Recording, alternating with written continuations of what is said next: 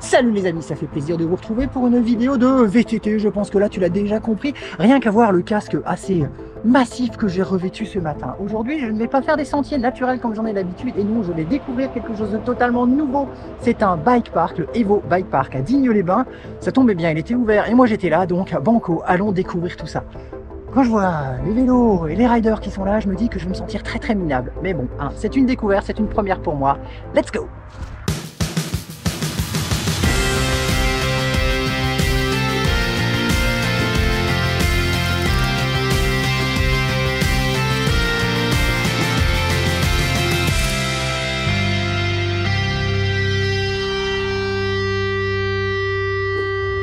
Le Bike Park. C'est une collection de sentiers pensés et optimisés pour la pratique du VTT dans le sens descendant. Selon le cas, les remontées se font à la pédale sur les pistes forestières, en camion, comme c'est le cas ici, ou via des remontées mécaniques dans les stations de sport d'hiver qui se sont reconverties à cette activité. Ça va, c'est pas trop dur, hein.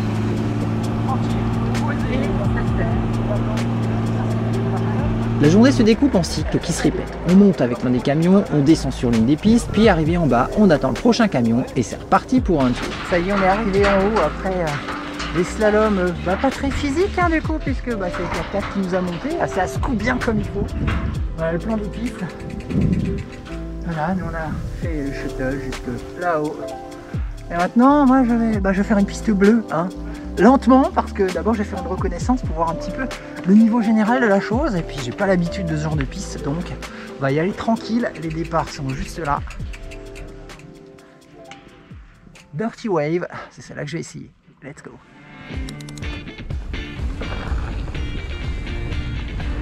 Pour me faire une idée, je commence par une piste facile, une bleue. Parfois il y a des vertes mais pas ici. Et puis bon, vert c'est vraiment pour les débutants alors j'espère quand même avoir dépassé ce stade. Dirty Wave ici.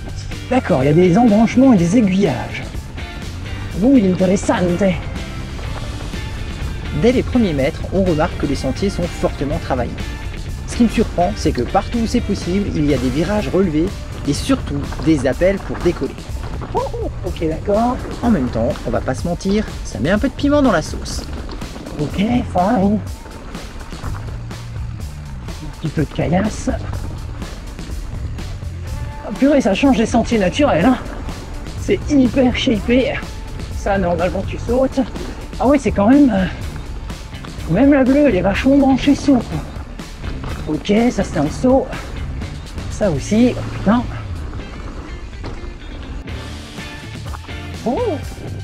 Les virages relevés, globalement, ça permet de tirer parti de la force centrifuge qui, normalement, vous expulse de la trajectoire. Oui.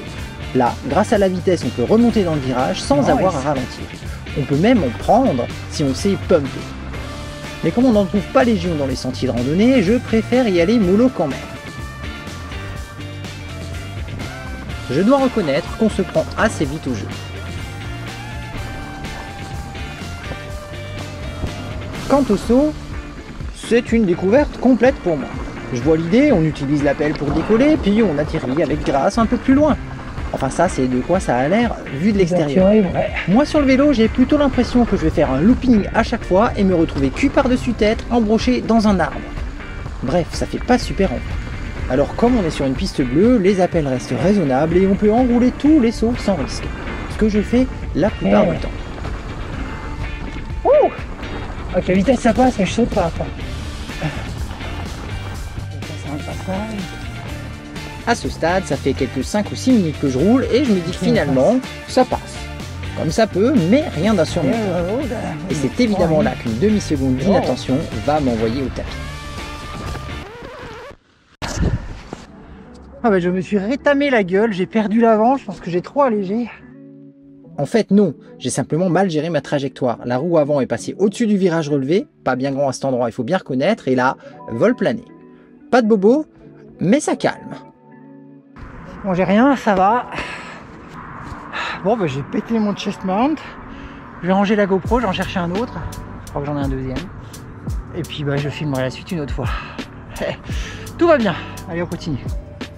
Un rapide passage au stand pour changer le support de la GoPro et c'est reparti pour l'autre piste bleue, la Savage Train, le train sauvage. Autre chose assez inédite pour moi, c'était de ne pas être seul sur les pistes. Même si on était loin de se rouler dessus, et que j'attendais stratégiquement que ceux qui roulent vite soient partis avant de me lancer à mon tour, il m'est arrivé de rouler avec d'autres personnes. Enfin, avant de me faire larguer, c'est dingue combien certains arrivent à garder de la vitesse dans ces suites de virages. Ouh, airtime! Excellent!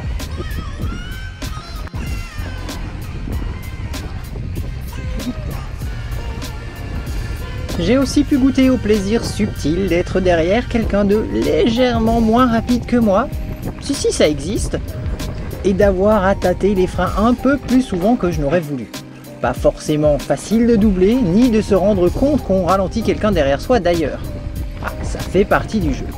Mais au moins, ça fait des images où on voit d'autres personnes rouler, et je trouve ça plutôt sympa au final.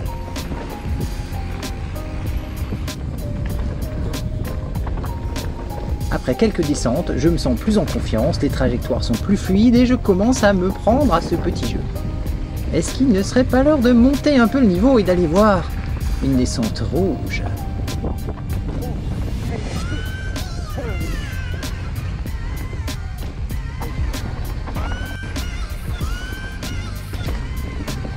J'ai entendu dire que l'une d'entre elles, la Whip It, était parfaitement roulable même pour qui ne sait pas sauter.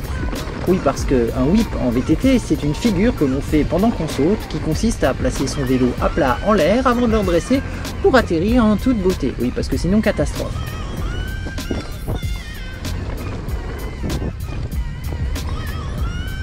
Moi, je ne sais certes pas sauter, mais si ça passe en roulant, ça me va aussi.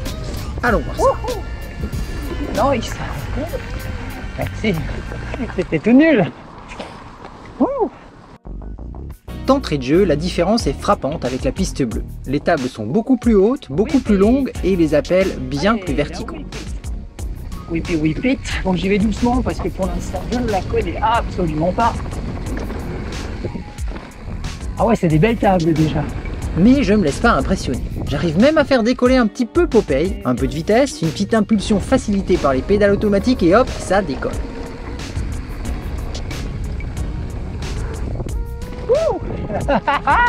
Excellent!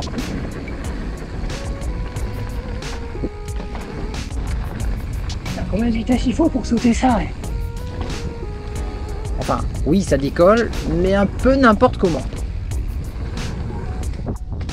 Et c'est surtout l'atterrissage voilà, qui est n'importe comment. C'est que c'est loin d'être évident cette affaire. En fait, non. C'est une vraie technique, avec un vrai apprentissage. Atterrir n'importe comment, c'est se gaméler une fois sur 3. Ouais, non, franchement... Alors pour éviter de m'envoyer trop en l'air, je suis obligé de contrôler ma vitesse pour passer l'appel mais sans réellement décoller. Ça perd franchement son intérêt. Tant pis, je retournerai sur les bleus.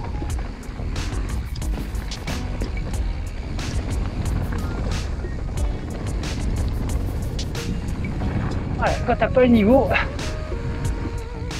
Voilà ce que ça raconte. C'est marrant quand même.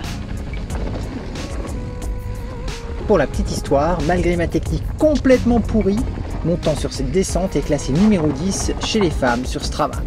Ouais, moi non plus, je comprends pas.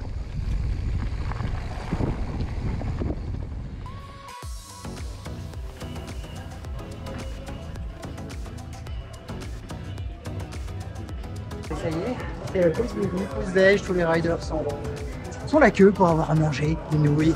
Des pâteaux fisto pour le poteau lolo. Faire pareil. On va faire ça avec une main. Bref, le bateau pesto. On chill sur le toit de la queue. Pas mal, hein? Pas mal. Et les autres rouges alors, me diras-tu? Eh bien, tu vas devoir venir les découvrir par toi-même parce que moi j'ai préféré utiliser les remontées pour profiter de ce que je n'ai pas dans les sentiers habituels, du bon gros flow. Allez, on se fait un petit kiff.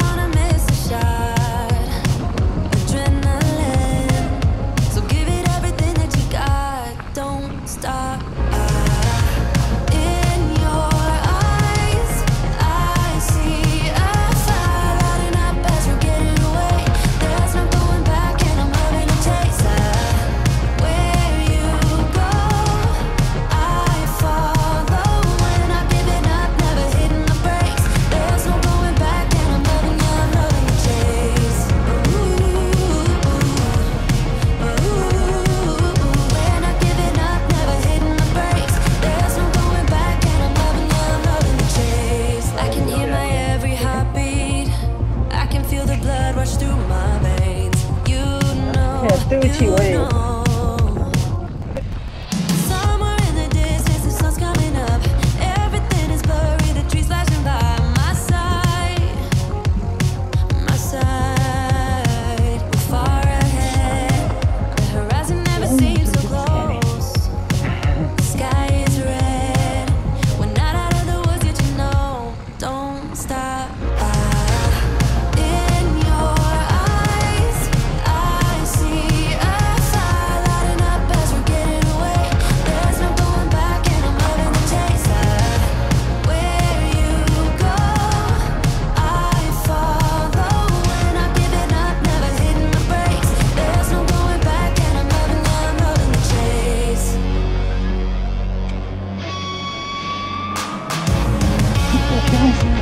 Depuis ce matin, ça me plaît.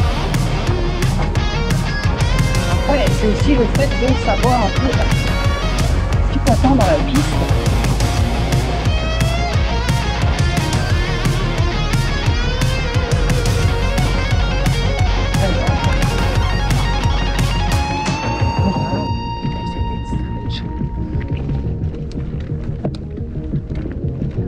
Oui, c'est ça, c'est sauvage, faut pédaler. Ah ouais, cool.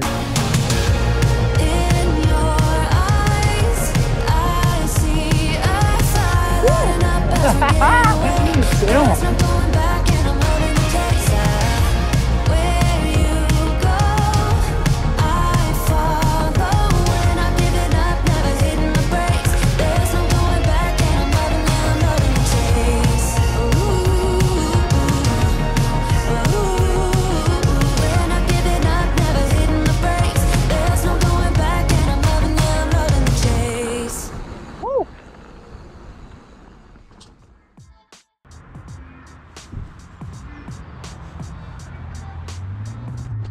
Et voilà, c'est la fin de la journée bike park. Les remontées sont terminées.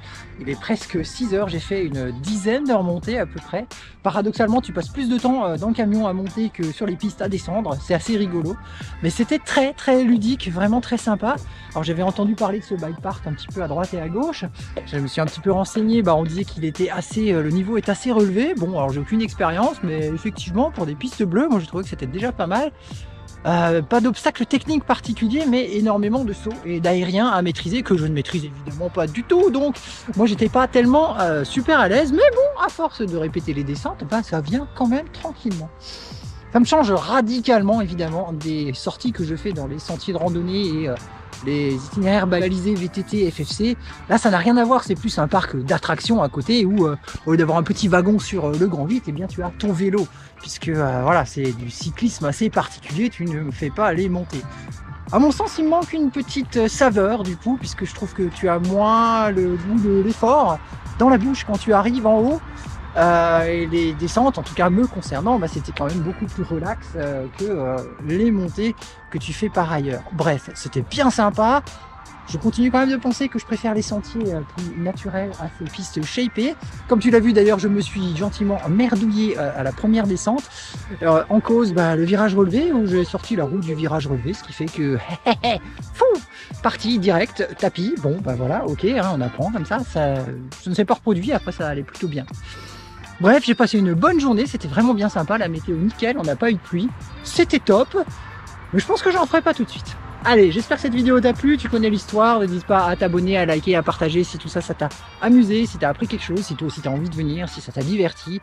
Et moi je te dis à très bientôt pour de nouvelles aventures. Ciao!